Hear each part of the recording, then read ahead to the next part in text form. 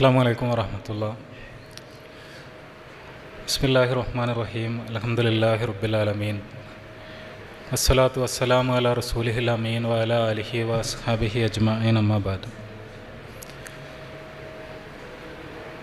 ബഹുമാനരായ സഹോദരങ്ങളെ,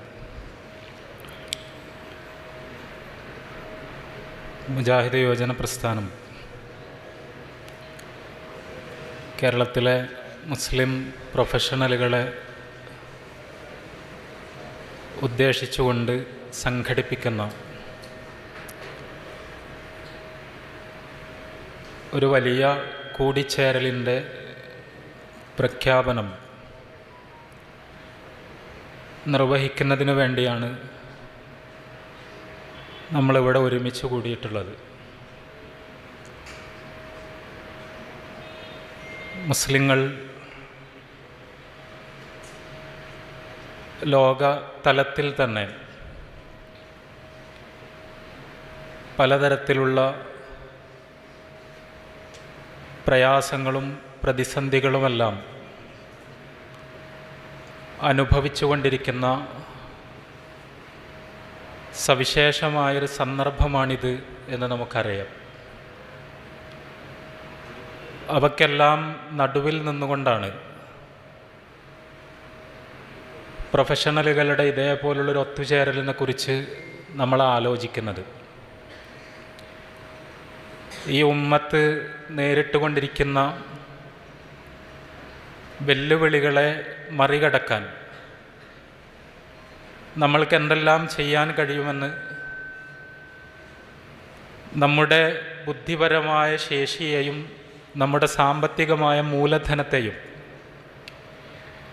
ആ വഴിയിൽ എങ്ങനെ ഫലപ്രദമായി വിനിയോഗിക്കാൻ കഴിയുമെന്ന് ചിന്തിക്കുവാൻ ഉപകാരപ്പെടേണ്ടതാണ് യഥാർത്ഥത്തിൽ ഇതേപോലെയുള്ള കൂട്ടായ്മകളെല്ലാം. നമ്മൾ സാമൂഹിക മാധ്യമങ്ങളുടെ ഒരു കാലത്താണ് ജീവിക്കുന്നത്. മുമ്പ് കാലത്തേതുപോലെയല്ല. നമ്മൾ നേരിട്ടുകൊണ്ടിരിക്കുന്ന ഓരോ പ്രയാസങ്ങളും ഓരോ വേദനകളും ചിത്രങ്ങളായി വീഡിയോകളായി നമ്മളെ തേടിയെത്തുന്ന, നമ്മൾക്ക് അതിങ്ങനെ സ്ക്രോൾ ചെയ്ത് പോകേണ്ടി വരുന്ന ദുര്യോഗമുണ്ടാകുന്ന, അവ മനസ്സിൽ മുറിവുകൾ സൃഷ്ടിക്കുമ്പോഴും അതിൽ നമുക്ക് ഒന്നും ചെയ്യാൻ കഴിയാത്തതിൻ്റെ ഗതികേട് നമ്മളെ തന്നെ തുറിച്ചു നോക്കുന്ന വല്ലാത്തൊരു കാലഘട്ടം. നമ്മൾ ഫിലസ്തീൻ പ്രശ്നത്തെക്കുറിച്ച് കുറേ കാലമായി സംസാരിക്കുന്നു. ഗസയിൽ ഇപ്പോൾ എന്താണ് നടന്നുകൊണ്ടിരിക്കുന്നത് എന്ന് അന്താരാഷ്ട്ര മീഡിയയും ഐക്യരാഷ്ട്ര സഭയുടെ ഏജൻസികളുമെല്ലാം പറഞ്ഞുകൊണ്ടിരിക്കുകയാണ്. സ്കെലറ്റൽ ചിൽഡ്രൻ എന്നാണ് 3 ദിവസം മുമ്പ് ദി ഗാർഡിയൻ പത്രം ഗസയിൽ നിന്നുള്ള അവരുടെ റിപ്പോർട്ടിന് നൽകിയ തലക്കെട്ടിൽ ഉപയോഗിച്ചിരിക്കുന്ന ഒരു പ്രയോഗം. കേവലം അസ്ഥികൂടങ്ങളായി ശോഷിച്ചുകൊണ്ടിരിക്കുന്ന, എല്ലിനുള്ളിൽ തൊലിക്കു ഉള്ളിലൂടെ എല്ല് പുറത്തേക്ക് ഉന്തി നിൽക്കുന്ന കുഞ്ഞുങ്ങൾ, ആ കുഞ്ഞുങ്ങൾ ലോകത്തിന് മുന്നിൽ ഒരു ചോദ്യചിഹ്നമായി മാറുന്ന സാഹചര്യം. നമ്മൾ മുസ്ലിം സഹോദരങ്ങളെക്കുറിച്ച് പറയുമ്പോൾ ഇത് ചെറിയൊരു കാര്യമല്ല. ഭക്ഷണത്തിന് വില കൂടുന്നു എന്ന് പറഞ്ഞാൽ, ഭക്ഷണ വസ്തുക്കൾക്ക് വില കൂടുക എന്ന് പറയുന്നത് അത് ചിലപ്പോഴെല്ലാം നമ്മൾ കേട്ടിട്ടുണ്ടാകും. പക്ഷേ ആ വില കൂടൽ എന്ന് പറയുന്നത് അതിർത്തിയുടെ പുറത്ത് ഭക്ഷണം കൊടുക്കാൻ വേണ്ടി ട്രക്കുകൾ വന്ന് കാത്തു നിന്നിട്ടും അതിർത്തിയൊന്ന് തുറന്നു കൊടുക്കാത്തതിൻ്റെ പേരിൽ അകത്ത് ഭക്ഷണ മാർക്കറ്റുകളിൽ ഭക്ഷണം വളരെ അപൂർവമായി കൊണ്ടിരിക്കുകയും വലിയ വില കൊടുത്താൽ പോലും ഒരു നേരത്തെ വിശപ്പടങ്ങാനുള്ള ഭക്ഷണം ലഭിക്കാതിരിക്കുകയും കുഞ്ഞുങ്ങളും ഉമ്മമാരും പുരുഷന്മാരും അവരെ ചികിത്സിച്ചു കൊണ്ടിരിക്കുന്ന ഡോക്ടർമാരും എല്ലാം എന്തൊരവസ്ഥയാണിത്. നമ്മൾ മാൽന്യൂട്രീഷനെ പറ്റിയൊക്കെ പറയും. അവിടെ ഭക്ഷണം കഴിക്കാൻ കിട്ടാനില്ലാതെ സ്റ്റാർവേഷൻ കൊണ്ട് വലിയ രോഗപീഠകളിലേക്ക് എറിയപ്പെടുന്ന കുഞ്ഞുങ്ങളെയുമായി ആശുപത്രിയിലെത്തുന്ന ഉമ്മമാർക്ക് അതേ അവസ്ഥ തരണം ചെയ്തുകൊണ്ടിരിക്കുന്ന ഡോക്ടർമാരെയും നഴ്സുമാരെയും കാണേണ്ടി വരുന്ന സ്ഥിതിവിശേഷം നമ്മൾ ഇന്നലെ പിന്നെ അന്താരാഷ്ട്ര വാർത്താ ഏജൻസികൾ റിപ്പോർട്ട് ചെയ്ത ഒരു അഭിമുഖമുണ്ടായിരുന്നു. ഒരു ഉമ്മ സംസാരിക്കുകയാണ്. ആ ഉമ്മ 5 മാസം പ്രായമായ തൻ്റെ കുഞ്ഞിനെ മറവ് ചെയ്ത ശേഷമാണ് സംസാരിക്കുന്നത്. അവരുടെ ആ കുഞ്ഞ് വിശപ്പ് കൊണ്ട് പട്ടിണി കൊണ്ട് മരണപ്പെട്ടു പോയിരിക്കുന്നു. ആ ഉമ്മ പറയുന്നുണ്ട്, ഞാൻ പ്രസവിച്ചപ്പോൾ ഉള്ളതിനേക്കാൾ തൂക്കം കുറഞ്ഞ അവസ്ഥയിലാണ് എൻ്റെ കുഞ്ഞിനെ ഞാൻ കഫൻ പുടവയിൽ പൊതിഞ്ഞിരിക്കുന്നത്. എന്തൊരു വർത്തമാനമാണത്! നമ്മൾക്കൊരു കുഞ്ഞുണ്ടായിട്ട് ആ കുഞ്ഞിന് പോഷണം നൽകാൻ കഴിയാത്ത അവസ്ഥ, ഈ ഉമ്മമാരുടെ മാറിൽ നിന്ന് മുലപ്പാൽ ചുരത്തപ്പെടാത്ത അവസ്ഥ, കാരണം അവർക്ക് അതിനുവേണ്ടി ഭക്ഷണം കഴിക്കാൻ കഴിയാത്ത സ്ഥിതിവിശേഷം. ഇത് നമ്മളെ വേദനിപ്പിച്ചുകൊണ്ടിരിക്കുകയാണ്, നമ്മളെ വേട്ടയാടിക്കൊണ്ടിരിക്കുകയാണ്. നമ്മൾ ആധുനികതയുടെ വാഗ്ദാനങ്ങളെ പറ്റിയാണ് വലിയ പ്രഘോഷണങ്ങൾ നടത്തിക്കൊണ്ടിരുന്നത്. നമ്മൾ മൊഡേണിറ്റിയെക്കുറിച്ച്, ആ മൊഡേണിറ്റിയുടെ പ്രോമിസുകളെക്കുറിച്ച്, അത് നൽകുന്ന ലിബറേഷനെക്കുറിച്ച്, അത് മനുഷ്യന് നൽകുന്ന ഡിഗ്നിറ്റിയെക്കുറിച്ച് വാതോരാതെ പലരും സംസാരിച്ചു കൊണ്ടിരിക്കുന്നു. അവിടെ യുക്തിവാദികളുണ്ട്, ലിബറലുകളുണ്ട്. നമ്മൾ 6-ാം നൂറ്റാണ്ടിൽ നിന്ന് ബസ് കിട്ടാതെ പ്രാകൃതത്വത്തിൽ സ്വയം ശ്വാസം മുട്ടി പിടഞ്ഞുകൊണ്ടിരിക്കുന്ന ഒരു സമൂഹമായി മുസ്ലിങ്ങളെ ചിത്രീകരിച്ചു കൊണ്ടിരിക്കുന്നവർ, മനുഷ്യാവകാശങ്ങളുടെ വലിയ പെരുമ്പറ മുഴക്കുന്നവർ, അവർ അക്ഷരാർത്ഥത്തിൽ അസ്ഥികൂടങ്ങളായി മാറിക്കൊണ്ടിരിക്കുന്ന കുഞ്ഞുങ്ങളോടും ഉമ്മമാരോടും എങ്ങനെ പെരുമാറുന്നു എന്നാണ് ലോകം കണ്ടുകൊണ്ടിരിക്കുന്നത്. ഞാൻ പറയുന്നത് ആദ്യമായിട്ടാണ് നമ്മൾക്ക് പ്രയാസങ്ങൾ ഉണ്ടാകുന്നത് എന്നല്ല. തീർച്ചയായും ഇതേപോലുള്ള വലിയ പ്രയാസങ്ങൾ എല്ലാ കാലഘട്ടത്തിലും മുസ്ലിങ്ങൾക്കുണ്ടായിട്ടുണ്ട്, പല രീതികളിൽ ഉണ്ടായിട്ടുണ്ട്. റസൂലുള്ളാഹി സ്വല്ലല്ലാഹു അലൈഹി വസല്ലമയുടെ ജീവിത കാലഘട്ടത്തിൽ അവിടുത്തെ കുടുംബത്തെയുമെല്ലാം ഒരു താഴ്വരയിൽ ഉപരോധിച്ച മക്കയിലെ ശത്രുക്കളെ കുറിച്ച് നമുക്കറിയാം.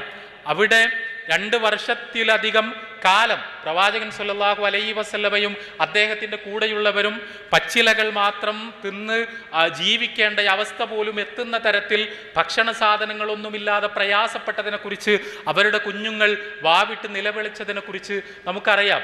നമ്മൾക്ക് പോലും യഥാർത്ഥത്തിൽ നമ്മളുടെ തൊട്ടുമുമ്പത്തെ തലമുറക്ക് പട്ടിണി എന്ന് പറയുന്നത് അത്ര വിദൂരമായ ഒരു ഭാവനയല്ല.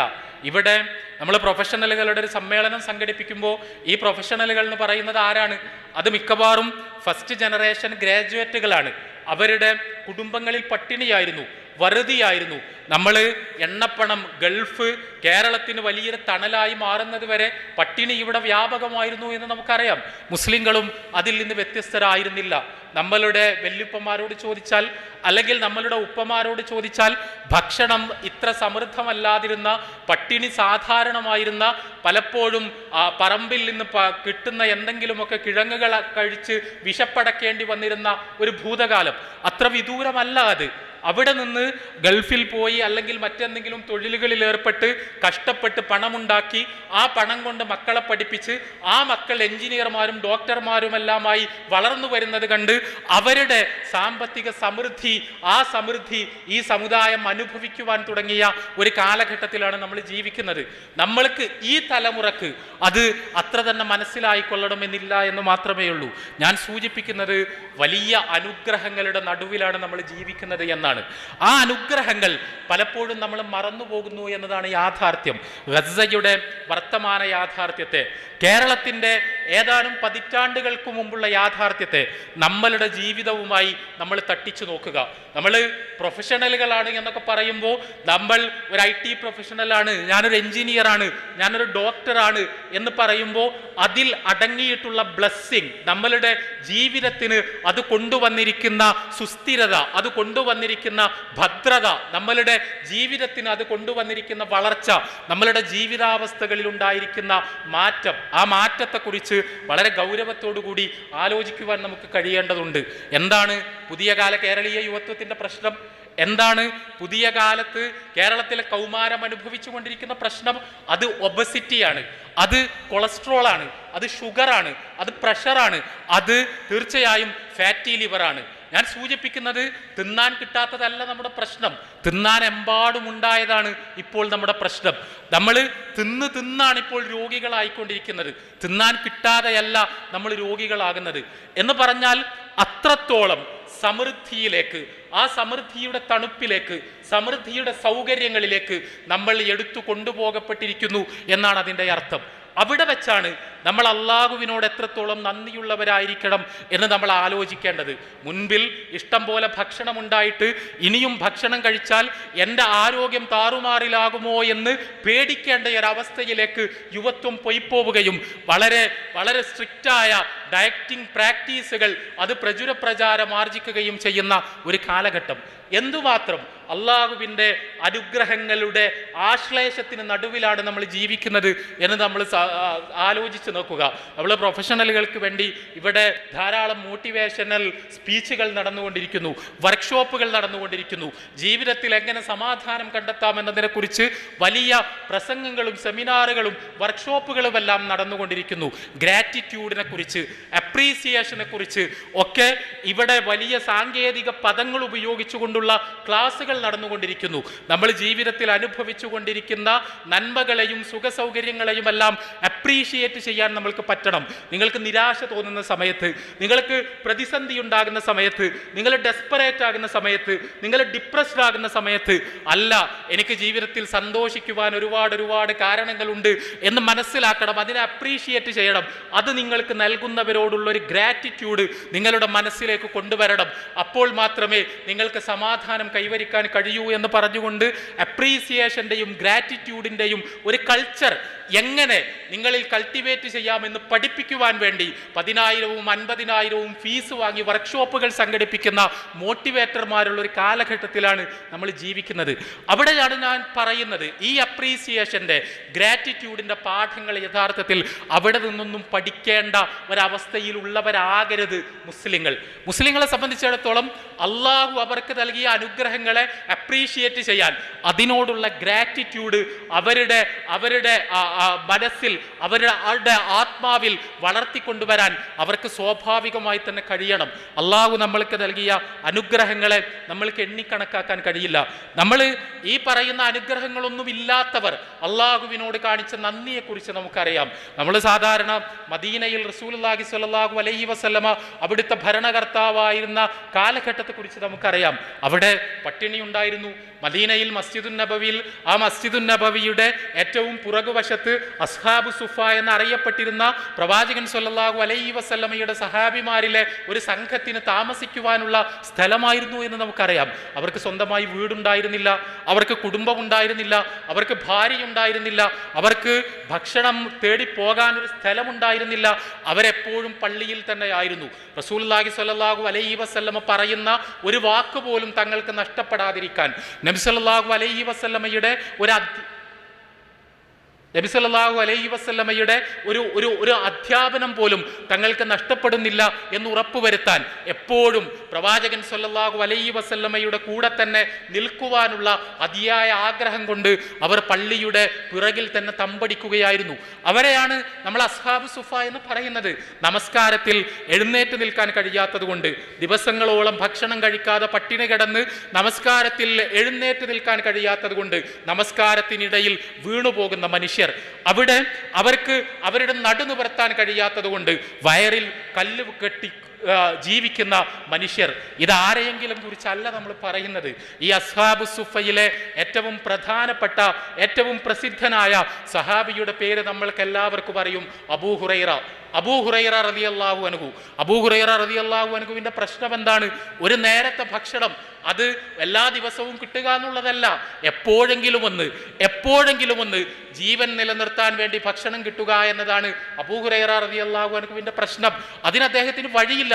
പക്ഷേ ആ അബൂ ഹുറൈറ റളിയല്ലാഹു അൻഹു പള്ളി വിട്ടു പോകാതെ റസൂലുള്ളാഹി സ്വല്ലല്ലാഹു അലൈഹി വസല്ലമയുടെ ഇൽമിന്റെ സദസ്സുകളിൽ പങ്കെടുത്തുകൊണ്ടേയിരിക്കുകയാണ്.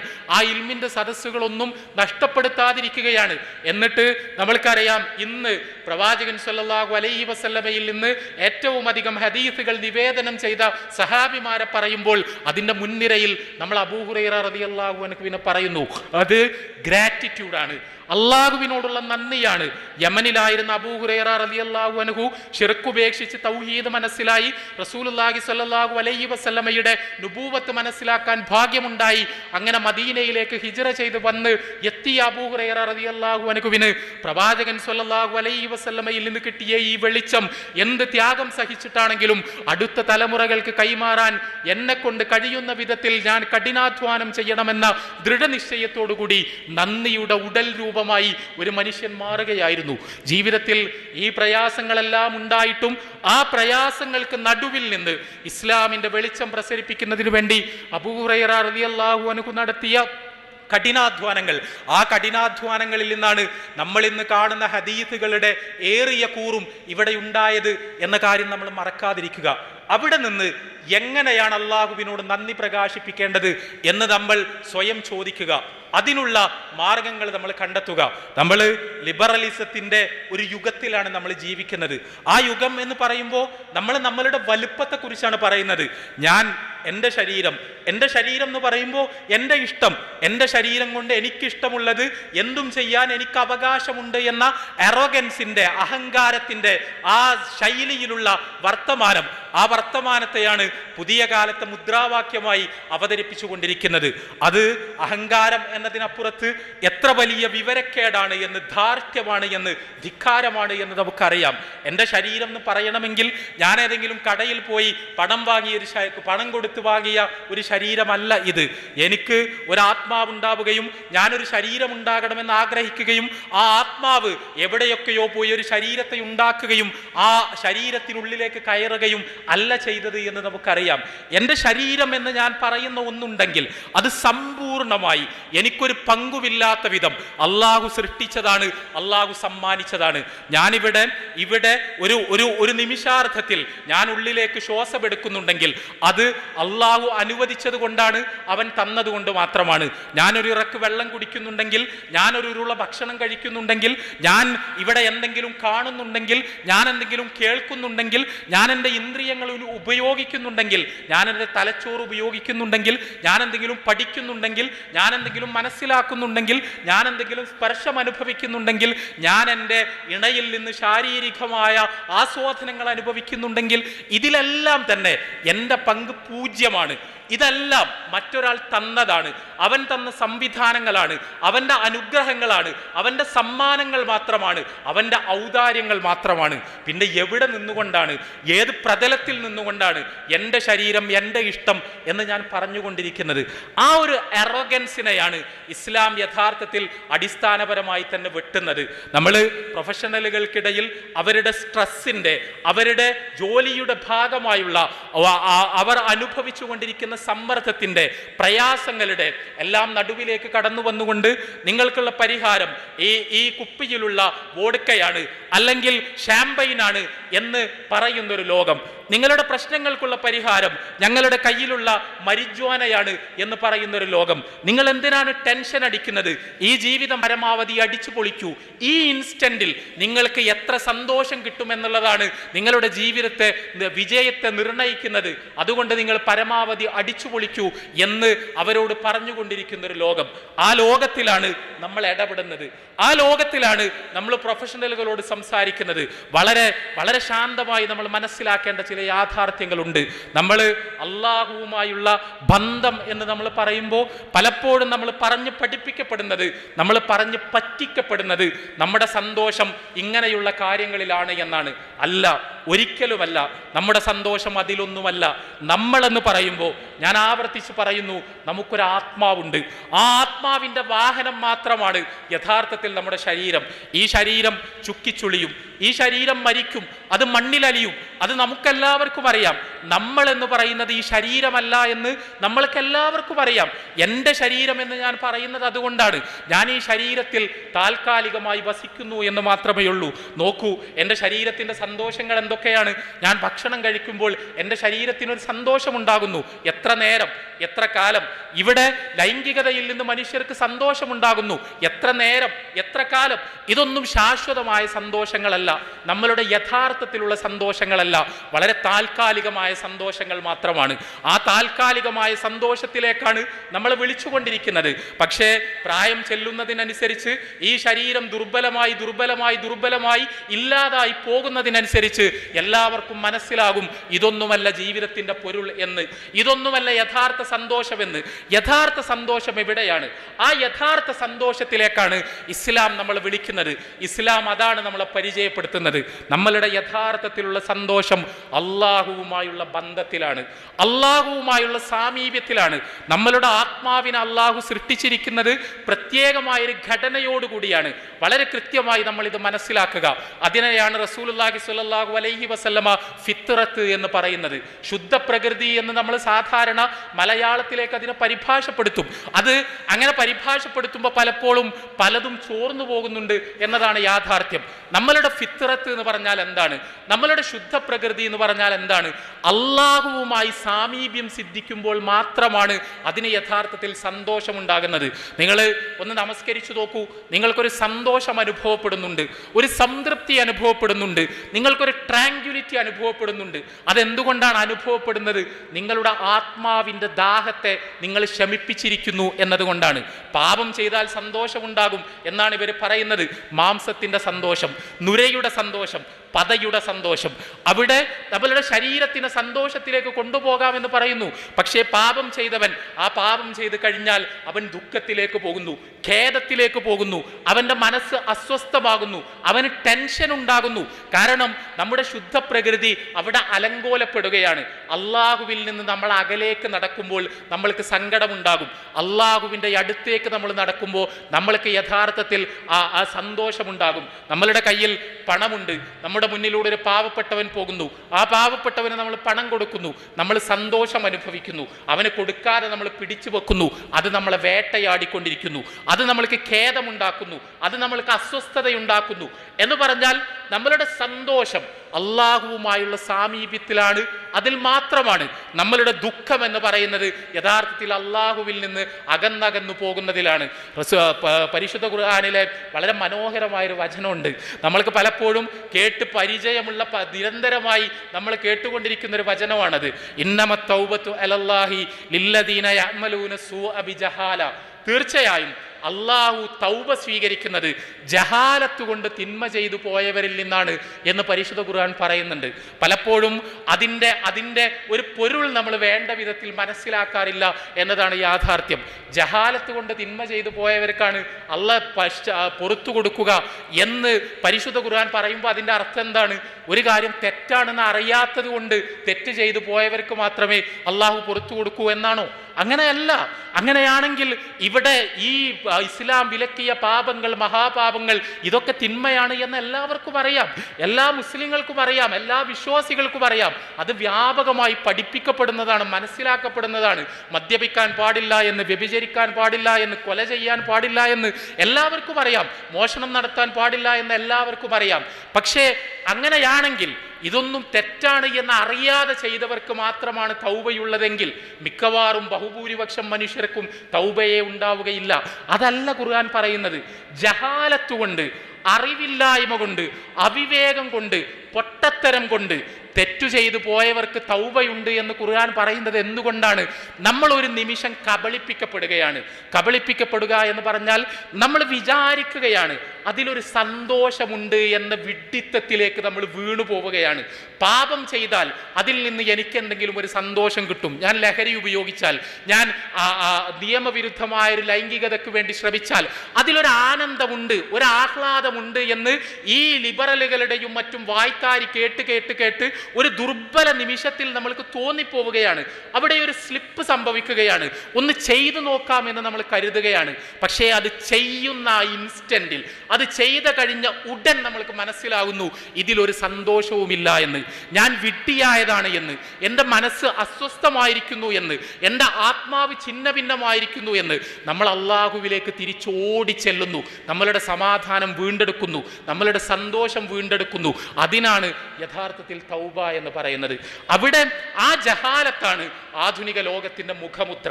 അള്ളാഹുവിൽ നിന്ന് അകന്നു പോകുന്നതിലാണ് സന്തോഷം എന്ന് വിചാരിക്കുന്നതാണ് യഥാർത്ഥത്തിൽ ആധുനിക ലോകത്തിന്റെ പ്രശ്നങ്ങളുടെ എല്ലാം നാരായ വേര് കിടക്കുന്നത് അവിടെയാണ് എന്ന് നമ്മൾ മനസ്സിലാക്കുക. അതിനെ മുറിച്ചു കടക്കാൻ നമ്മൾ സന്നദ്ധമാവുക. സഹോദരങ്ങളെ, നമ്മളെല്ലാവരും മരിക്കും. നമ്മൾ മരിക്കുന്ന സമയത്തും സന്തോഷത്തോടു കൂടി മരിക്കാൻ കഴിയുക എന്നതാണ് പ്രധാനം.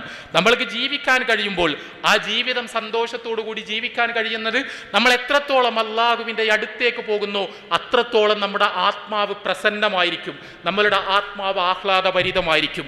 എത്രത്തോളം നമ്മൾ അള്ളാഹുവിൽ നിന്ന് അകന്നകന്നു പോകുന്നുവോ അത്രത്തോളം നമ്മുടെ ആത്മാവ് ദുഃഖിതമായിരിക്കും, നമ്മുടെ ആത്മാവ് എല്ലാ അർത്ഥത്തിലും പ്രയാസങ്ങൾ അനുഭവിച്ചു കൊണ്ടിരിക്കുകയായിരിക്കും. മരിക്കുന്ന സമയത്തും അതേ സന്തോഷമാണ് യഥാർത്ഥത്തിൽ നമ്മൾക്ക് ഉണ്ടാകേണ്ടത്. നമ്മൾ ഈ സന്തോഷം എന്നെല്ലാം പറയുമ്പോൾ അതിനെ ചെറിയ ചെറിയ രീതിയിൽ നമ്മൾ കണ്ടാൽ പോരാ. റസൂലുള്ളാഹി സ്വല്ലല്ലാഹു അലൈഹി വസല്ലമ പറഞ്ഞ ചില കാര്യങ്ങളുണ്ട്. നമ്മൾ ഈ തൗബ എന്നൊക്കെ പറയുമ്പോൾ അള്ളാഹുവിൻ്റെ അടുത്തേക്ക് നമ്മൾ തിരിച്ചു ഓടി വരുമ്പോൾ അള്ളാഹ്ക്കുള്ള സന്തോഷത്തെക്കുറിച്ച് റസൂലുള്ളാഹി സ്വല്ലല്ലാഹു അലൈഹി വസല്ലമ പറഞ്ഞത് എങ്ങനെയാണ്? നമ്മൾ എത്ര വിശദീകരിച്ചാലാണ് അത് മതിയാവുക? പ്രവാചകൻ സ്വല്ലല്ലാഹു അലൈഹി വസല്ലമ പറഞ്ഞത് മരുഭൂമിയിലൂടെ ഒരു മനുഷ്യൻ നടന്നു പോകുന്നു. യാത്ര നടത്തുന്നവരെ കുറിച്ച് നമുക്കറിയാം. അദ്ദേഹത്തിൻ്റെ കയ്യിൽ ഒരു ഒട്ടകമുണ്ട്. ആ ഒട്ടകം എന്ന് പറഞ്ഞാൽ ആ ഒട്ടകത്തിൻ്റെ പുറത്താണ് അദ്ദേഹത്തിനുള്ള ഭക്ഷണം, അദ്ദേഹത്തിനുള്ള വെള്ളം, എല്ലാ ഒട്ടകത്തിൻ്റെ പുറത്താണ്. മരുഭൂമിയിലൂടെ അദ്ദേഹം ഇങ്ങനെ ആരോരും ഇല്ലാത്ത പാതകളിലൂടെ അദ്ദേഹം ഇങ്ങനെ സഞ്ചരിച്ചു കൊണ്ടിരിക്കുകയാണ്. അതിനിടക്ക് അദ്ദേഹത്തിൻ്റെ ഒട്ടകത്തെ കാണാതായി. ഒട്ടകത്തെ പെട്ടെന്ന് കാണാതാവും. പ്രത്യേകിച്ച് ആ കാലത്ത് യാത്ര നടത്തുന്ന അറബികൾക്ക് ഇത് അറിയാം. അവർക്ക് പെട്ടെന്ന് ഈ ഉദാഹരണം മനസ്സിലാവും. ഒട്ടകം പോയാൽ പിന്നെ ഒന്നുമില്ല, അയാളുടെ കയ്യിൽ ഭക്ഷണമില്ല, വെള്ളമില്ല, വാഹനമില്ല. ഈ ചുട്ടുപൊള്ളുന്ന സൂര്യന് താഴെ ഈ ഒട്ടകത്തെ ഈ മരുഭൂമിയിൽ ആരും സഹായിക്കാനില്ലാതെ അയാൾ ഒറ്റപ്പെടുകയാണ്. റസൂലുള്ളാഹി സ്വല്ലല്ലാഹു അലൈഹി വസല്ലം പറഞ്ഞു, അയാളൊരു ആകെ ഹതാശയനായി ജീവിതത്തെ പറ്റിയുള്ള പ്രതീക്ഷകൾ പറ്റി ഒരു മരത്തിൻ്റെ ചോട്ടിൽ ഇങ്ങനെ മലർന്ന് കടന്നു. എന്ത് ചെയ്യാനാണ്? എല്ലാം അവസാനിച്ചു എന്ന് വിചാരിച്ച അയാളിങ്ങനെ കടന്നു. അയാളൊന്ന് കണ്ണടഞ്ഞു പോയി. പെട്ടെന്ന് കണ്ണ് തുറന്ന് നോക്കിയപ്പോൾ അയാൾക്ക് നഷ്ടപ്പെട്ട ആ ഒട്ടക അയാളുടെ മുന്നിൽ ഇങ്ങനെ നിൽക്കുന്നു.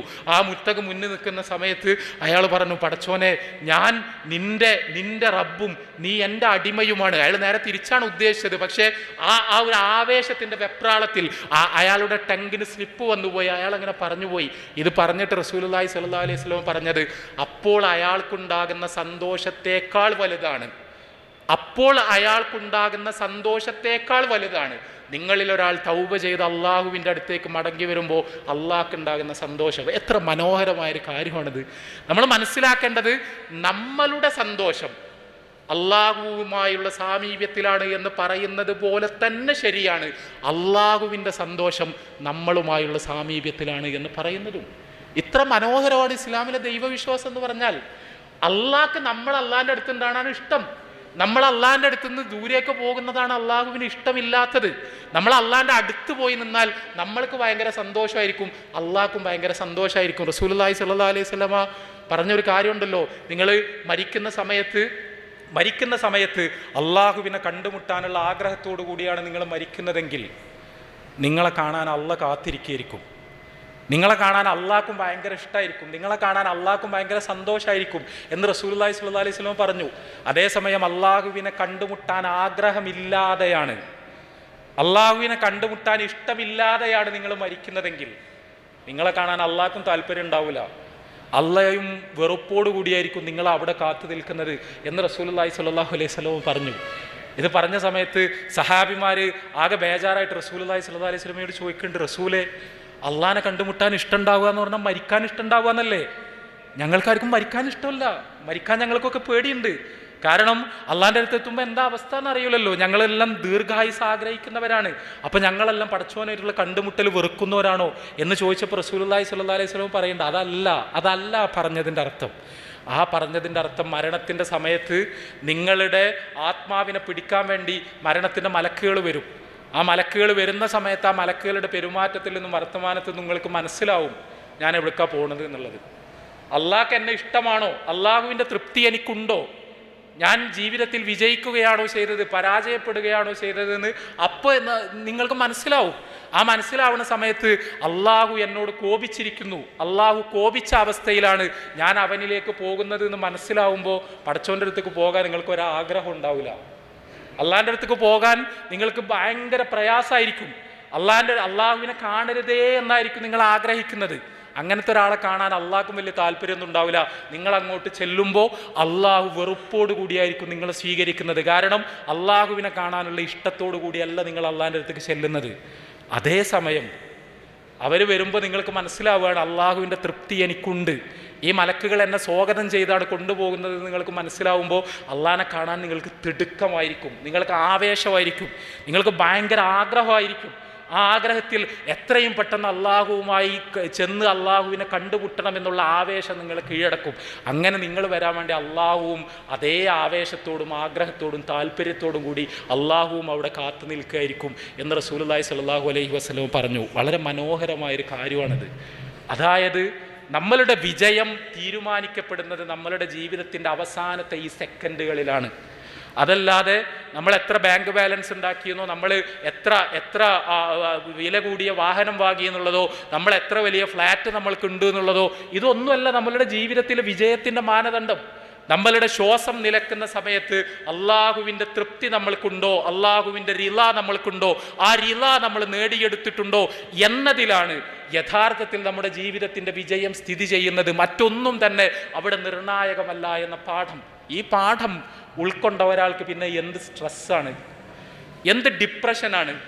നമ്മൾ ഉറപ്പ് വരുത്തേണ്ടത് നമ്മൾ അള്ളാഹുവിൻ്റെ കൂടെയുണ്ട്, അള്ളാഹുവിൻ്റെ സാമീപ്യത്തിലുണ്ട്, അവൻ്റെ ഇഷ്ടത്തിലുണ്ട്, അവൻ്റെ ഇഷ്ടം നേടിയെടുക്കുന്നുണ്ട്, അവൻ്റെ തൃപ്തി നേടിയെടുക്കുന്നുണ്ട് എന്ന് മാത്രമാണ് നമ്മൾ ഉറപ്പ് വരുത്തേണ്ടത്. ആ തൃപ്തി നേടിയെടുക്കാനുള്ള അധ്വാനങ്ങളായി നമ്മളുടെ ജീവിതം മാറിക്കൊണ്ടേയിരിക്കണം. ഞാൻ അവസാനിപ്പിക്കുകയാണ്.